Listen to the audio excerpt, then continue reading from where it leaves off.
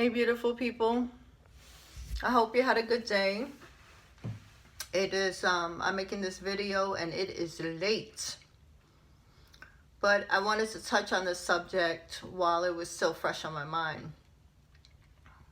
Irreconcilable differences. Irreconcilable differences. That's sort of a little bit of a tongue twister for me. That phrase is and I'm sure many have heard it, and it's often used in divorce court. Is when two people get to the point where they have are no longer healthy for each other. Now the judge, because he doesn't have 52 years to look over all the details of that relationship, divorces you under that premise, that foundation.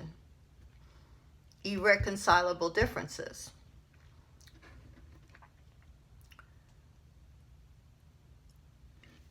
The conclusion is,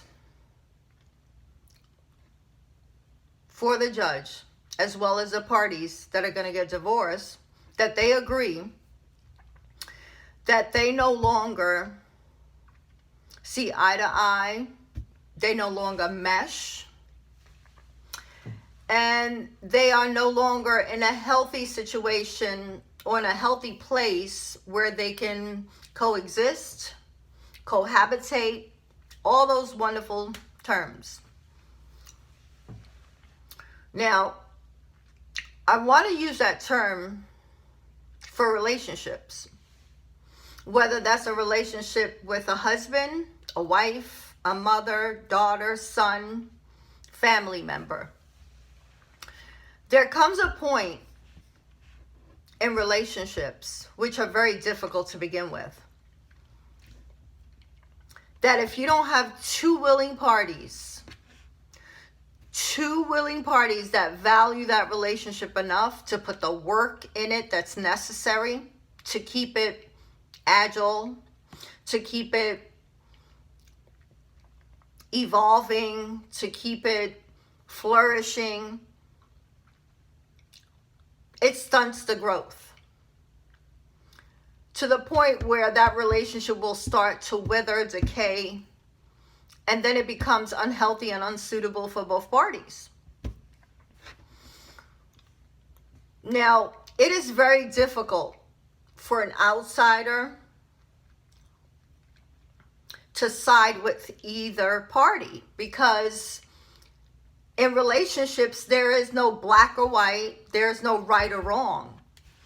It's just not that easy to come to that conclusion, because there's so many gray areas in relationships. So it doesn't really matter who initiated the divorce, because at the end of that divorce, it is understood that both parties are no longer healthy for each other, whether it's emotionally, spiritually, financially, and physically. I think I said that. If I repeated myself, because I'm tired. I'm very tired.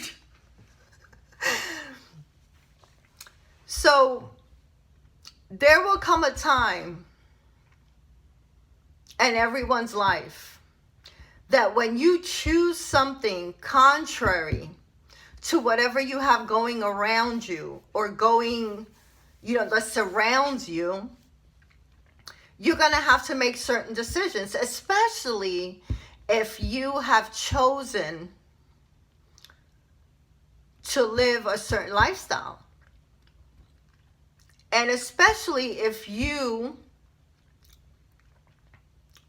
know what toxic relationships look like and what unhealthy relationship looks like, and you have fought for so long to try to live outside of that, if you have tried to break up a pattern in your own life, and you have embraced something the total opposite of that, you are faced with decisions to make.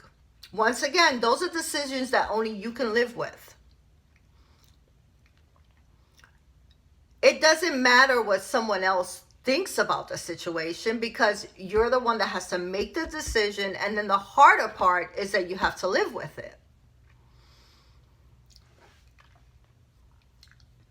And when I say live with that is the toughest part of making decisions, because when you get to that final destination of your life, which is called your deathbed, which I'm not going to be in and you're not going to be in mine, for the person that lives consciously of trying to live a healthy life with the least amount of regrets, okay, with the least amount, not that you're perfect, but you don't want to get to that final destination and look back and have all these regrets. Those decisions that you make, again, only you can live with. Only you have to live with those decisions. So you have to be okay with those decisions spiritually. You have to be okay with that you're at peace with that. That when you look back on your life, you know that you have given all that you can to the task, to that was put in front of you. There's absolutely no way that you can go solely based on decisions that other people think that you should make, because you're only going to choose decisions that you're okay with, because you're conscious of the fact that you don't want to live with decisions that you'll regret when you get to that final destination.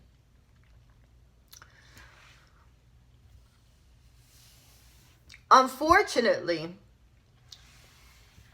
when people get to that, once again, getting back to the divorce, but we can apply that to any relationship, because a relationship is a relationship. The aspects of that relationship can be applied to anything, because when you get to the point where you are no longer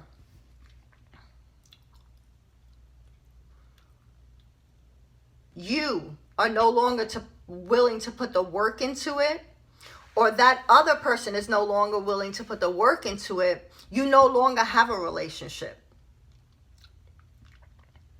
It takes a conscious effort to want something, to value something or someone enough, that relationship, that you're willing to put the work into it.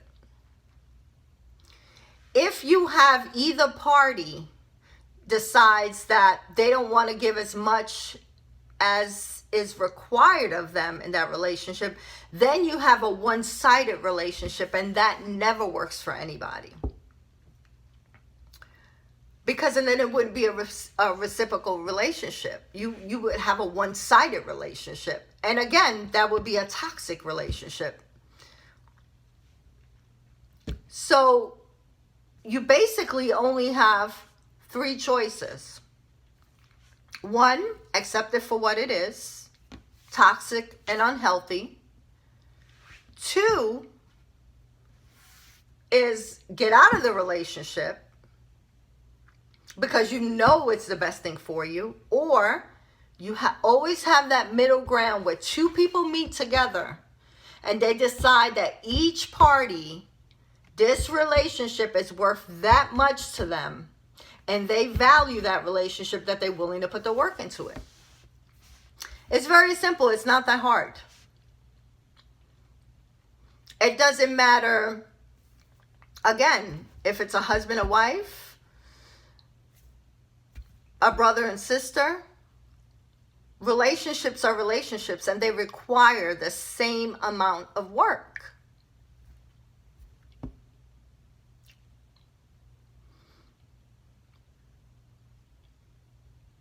Pretty deep, huh? Those were my thoughts today. And it's something to give thought to, because again, the bottom line is nobody else will live with those decisions but you. And if you're okay with them, it doesn't matter what anybody else thinks. You have a great night. Thank you for listening. Yes, I do feel a little lighter. Have a good night. Bye-bye.